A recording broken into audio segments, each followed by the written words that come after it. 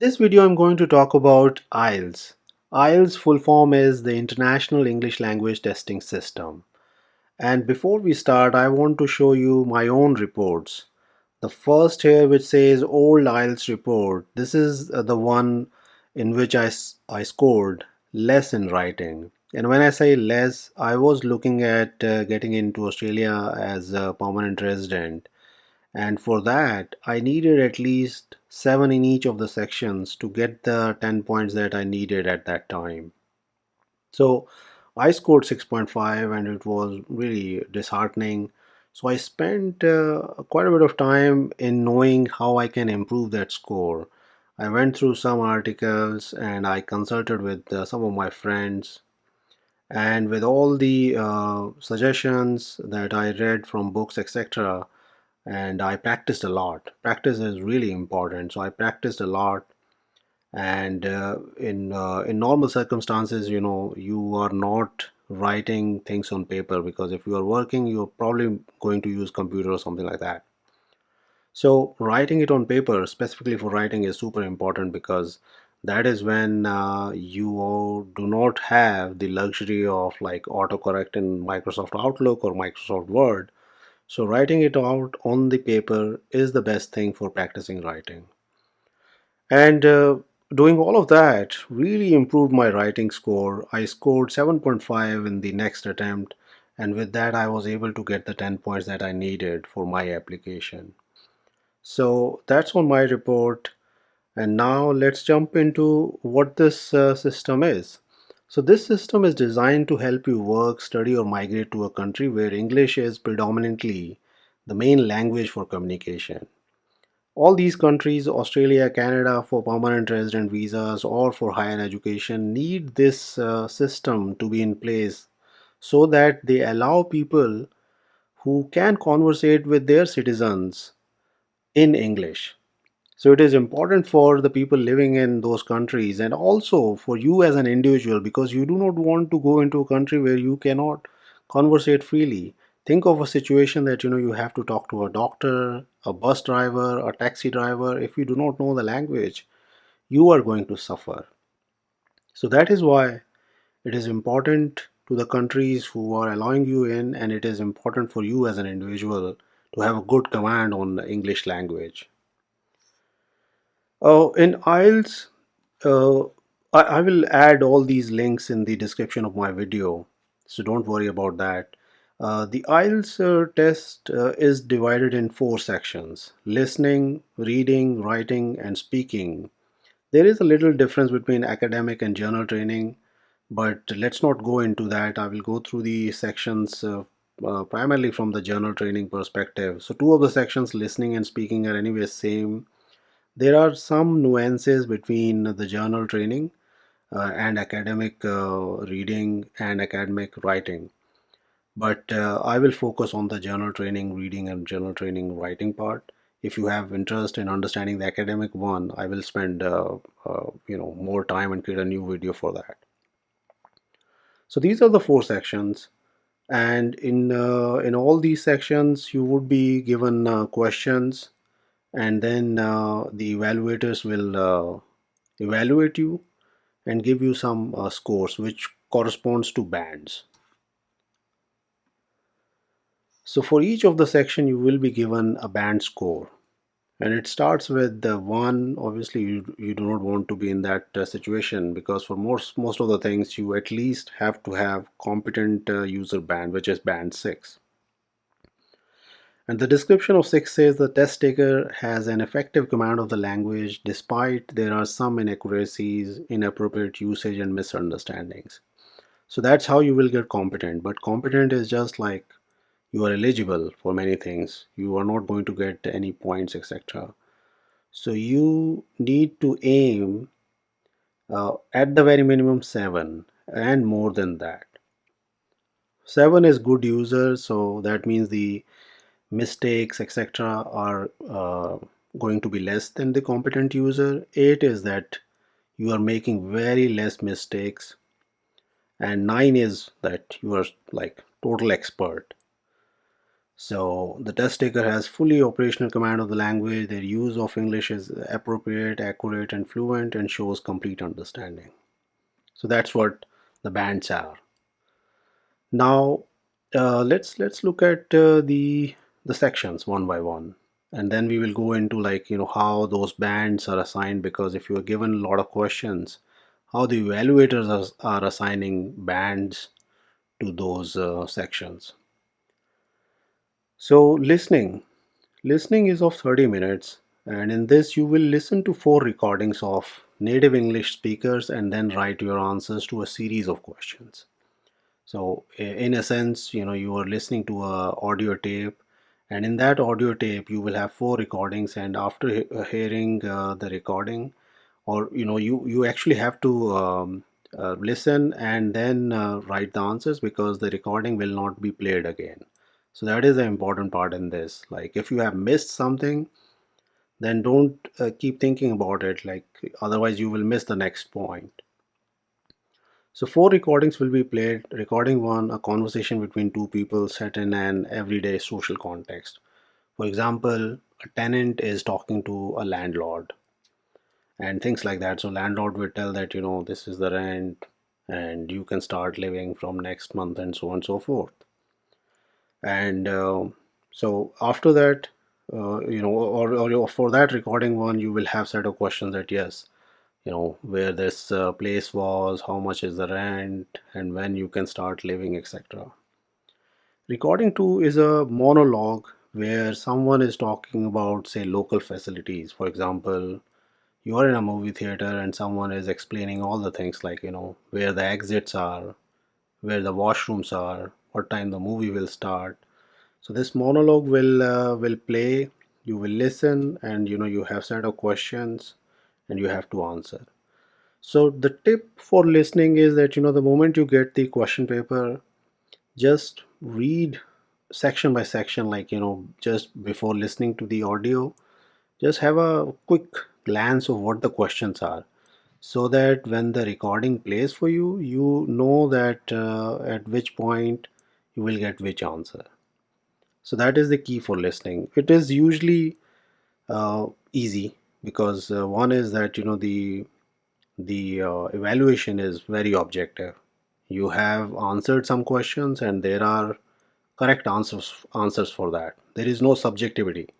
Like, if there is a response, say $1,000, say for example the recording one, the landlord says the rent is $1,000, and the question is that, how much is the rent. So you enter the $1,000.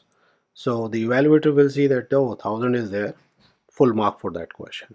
There is no subjectivity. We will come to that, that there are two sections where there is a little bit of subjectivity. Okay, so that is listening. The total number of questions will be 40 questions, and now is good time to see that what does 40 answers would mean. So in the case of listening, if raw score out of 40 is 35, you will get 8 band. And more than that, if you score 40, then that means you're getting 9 points. Although it's not clearly articulated here, not talking about 9, but the evaluators, obviously, if everything is all fantastic. The second section is reading. Reading, as the name suggests, that you will have to read certain paragraphs, and you will be presented with multiple choice type of questions, or questions like what should be the heading of a particular sentence or paragraph, and you will have to match, like, this is the heading for this particular paragraph. So it is all about reading whatever is presented carefully, and then the questions which are related to that particular paragraph. So again, make very good use of your time.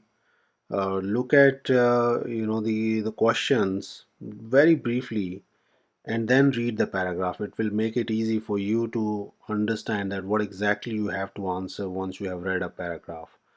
There are details about what type of tasks that you would see in reading. You should look at it and make yourself comfortable.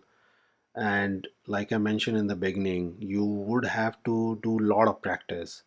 And for listening and reading, there is a lot of practice material that you can easily find. You can buy a book for IELTS test, and that would be good enough. Like in both of my tests, I did not have any problem in preparing for it. Although my reading score was 7.5, I think if I can practice a little bit more, I might score more.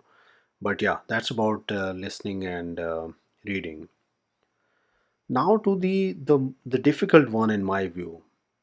One of them is the writing one. This I think is the most difficult because of various things. One is that in normal day-to-day life, people who are working like me and many others who are working and are looking to, say move to Canada, Australia, as permanent residents, they are in their working age. So that means that they are using computers, mobile phones for typing emails, etc.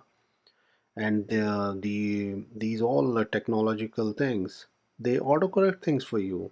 If you're writing a document on Microsoft Word will correct your spellings, will give you suggestions if you are making any grammatical mistakes or any tense mistakes.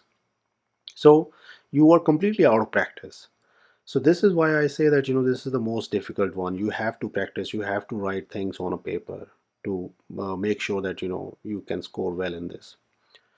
This has two tasks. The task one is which is like you have to write a letter to your friend or teacher or anyone else. It's like a personal situation. So that's task one, very straightforward, like in terms of the complexity of what you have to do. And task two is where you will be asked to write an essay in response to a point of view. For example, uh, poverty or anything on environment or trees or forests or the use of internet, and it could be anything. So these are the two things that you would be presented uh, in task one. At least you should be writing 150 words, and task 2 you should be writing at least 250 words. The website clearly says that the task 2 contributes twice as much to the final writing band score as task 1. So you should always make sure that you are spending good enough time on task 2. And writing is an exhaustive thing in my view. I would suggest that you should attempt task 2 first because it is complex, it gives you more score. So towards the beginning of your writing test, you would be more fresh in comparison towards the end, in my view, and that is why you should attempt task 2 first. Now, what are the things that the evaluator would look when they are evaluating your writing score? Number one thing is task achievement, that have you met all the criteria or not? And it's very important, like you should read the question and make sure that you have given all the details, like your whatever you have written makes all the requirements are met. For example, in the personal email, if you are asked to give all the details, say for the example is that you have to invite your friend to this destination, your friend does not know the details and all those things. So it is about to make sure that you're giving in all the details, like the address and how that person will contact you if you're not around and things like that. So that's what it says, that your task is fully achieved. The sentences that you're making are coherent. It should not be that you're talking about something and then you completely change the topic in the next sentence. It should gel with one another, like, and it should look natural. So that's what will be a factor for getting points. Then lexical resource. So your writing material should not be limited to very less knowledge of material. And what does that mean? Like for example, If you are to talk about, say, write an essay about forest, and if you are using only one word again and again, for example, say beautiful, trees are beautiful, greenery looks beautiful, etc. So you are repeating your the word beautiful, and that might give an impression to the evaluator that your lexical knowledge for words like that you could use to appreciate the beauty or the nature is limited. You could use some synonyms for that. So make good use of synonyms, and that will highlight to the evaluator that your overall knowledge of words is is not limited. It's not isolated. And then grammatical range and accuracy. So all the grammars, etc., should be perfect. You should be also making use of different tenses. That will also give an impression to the evaluator that your range is wide. It's not limited to a very small set of grammar. So that's on writing. Writing is super important. You have to practice really hard for writing. Now comes the last section, which is very important. Again, it is a subjective one. It's like you are talking to someone, and you have to make use of the same things again, that your lexical resource is not limited, and you are making good use of the tenses and all. The speaking has three parts. So the one number one is that the examiner is asking you general questions like, where do you live, what is your age, what type of work you do, what you like in your work, and things like that. So you should not be giving like very short answers. Like if the examiner asks you, tell me about yourself, and you just say that my name is this and my age is this, and then just take a full stop. That is not natural. It might give the impression to the evaluator that you have less knowledge of the language. So you should think about, like, adding things like that. What you like to do, what is your hobby, what does your day look like, things like that. And uh, make eye contact with the examiner, and examiner will give you hint if you are like uh, going beyond the scheduled time for the part one. So don't worry too much about it, but also stick to the question. So give answer to the question. It should not be short, it should not be too long, it should be coherent, and is something that is responding to the question. So that's part one. Part two, you will be given a card and ask you to talk about a particular topic. It could be anything, and you would be given like 2 minutes to think about it. So again, you should not be in rush.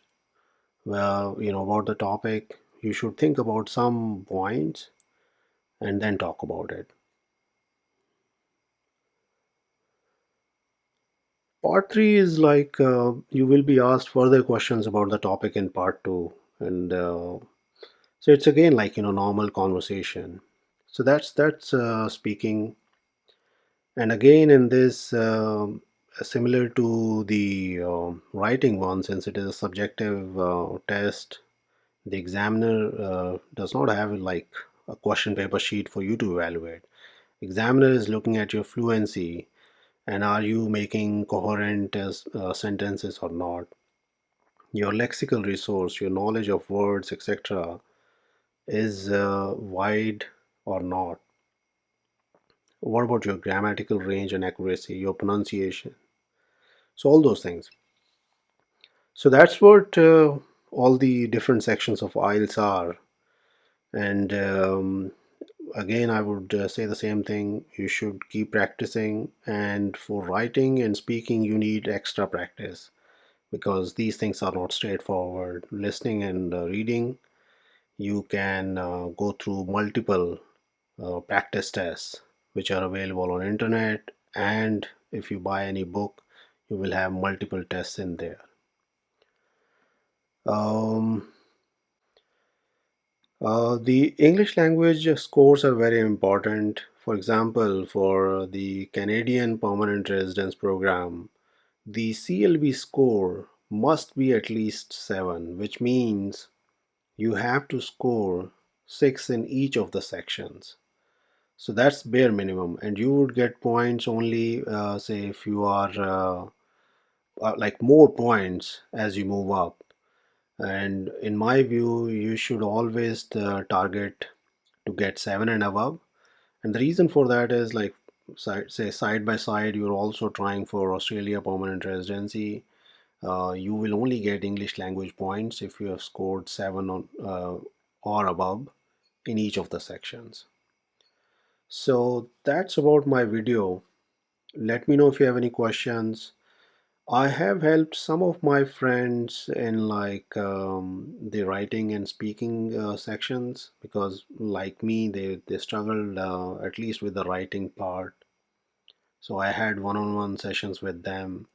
I looked at their responses and pointed out what things that they should improve. And whatever I learned from my experience, I was able to help out my friends.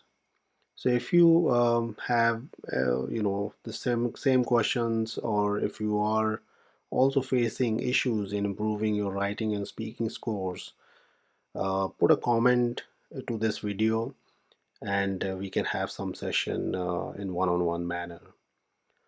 I hope you have liked the video, and if that is the case, please like, comment, and share this video. Thank you very much.